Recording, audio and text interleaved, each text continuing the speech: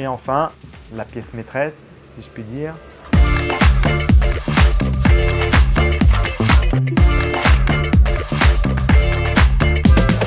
Bonjour YouTube, comment ça va?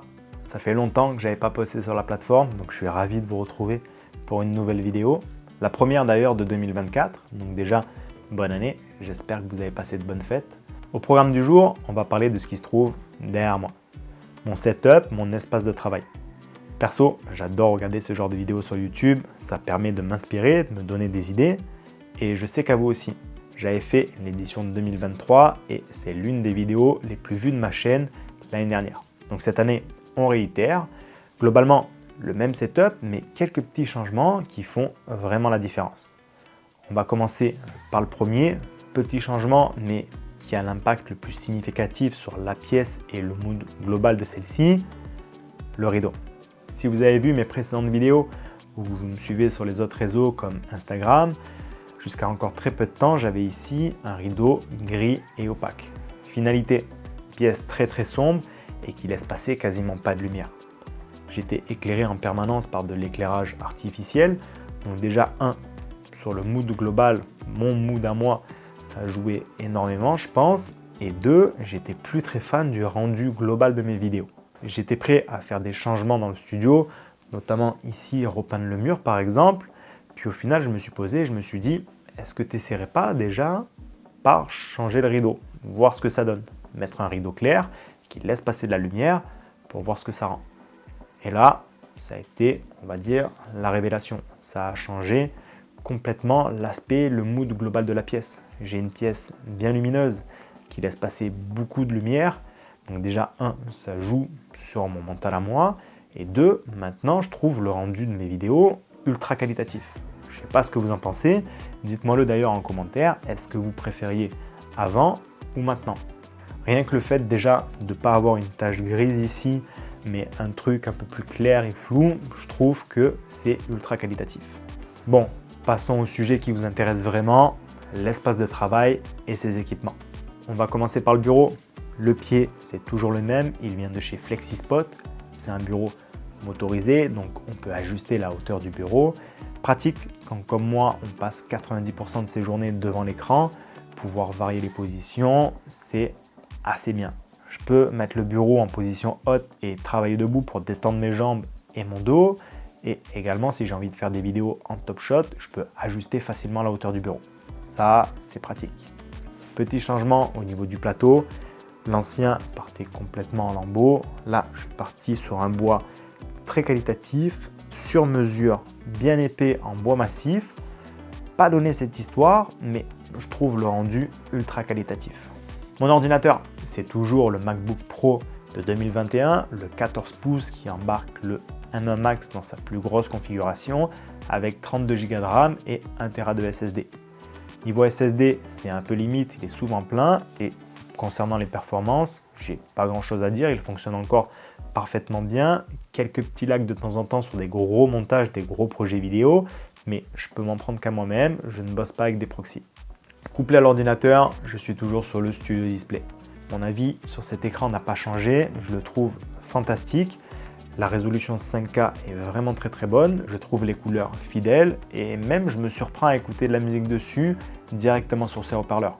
Je trouve le son de très bonne qualité. Alors certes, ça ne remplacera pas une enceinte, mais ça pourrait vous surprendre. Niveau périphérique, aucun changement. Pour le clavier, je suis sur le Logitech MX Master Keys.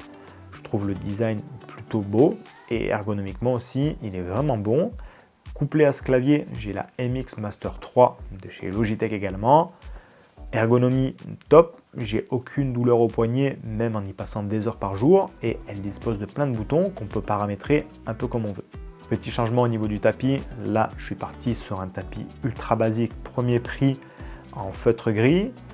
Je trouve que sur le bois comme ça clair, le rendu est plutôt sympa.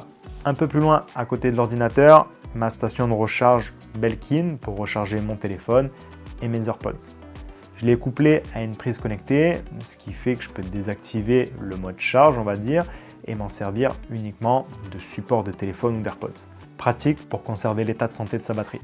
De l'autre côté est posé mon micro qui me sert globalement à enregistrer les voix off de mes vidéos.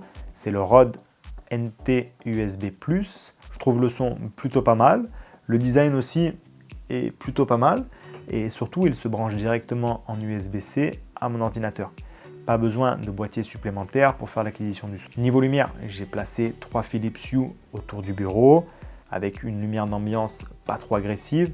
C'est idéal par exemple quand je me lève le matin.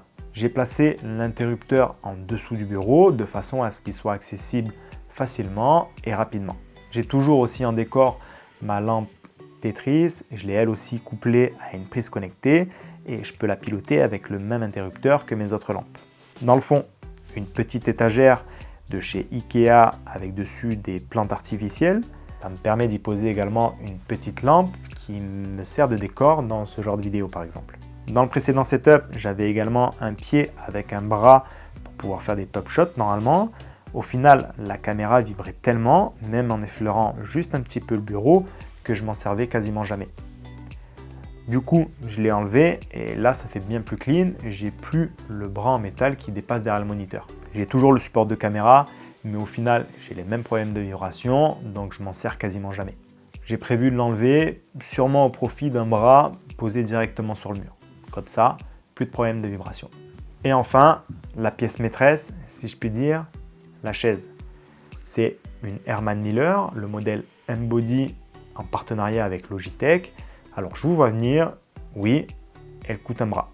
Mais quand, comme moi, on passe 90% de son temps devant son écran, donc sur sa chaise, il me fallait une chaise ergonomique de qualité. Et clairement, c'est le cas. Au-delà d'être esthétique, elle est hyper confortable. J'ai pas mal au dos, ni nulle part ailleurs d'ailleurs, et globalement, je suis plutôt très bien assis dessus. Je regrette vraiment pas mon achat. Voilà, c'était mon setup, mon espace de travail. J'espère que cette vidéo vous aura plu, même qu'elle vous aura inspiré, donné des idées. Je vous dis à la semaine prochaine, car oui, cette année, j'ai prévu d'être plus actif sur la plateforme. On va voir ce que ça nous réserve. Du coup, à la semaine prochaine. Prenez soin de vous. Bye.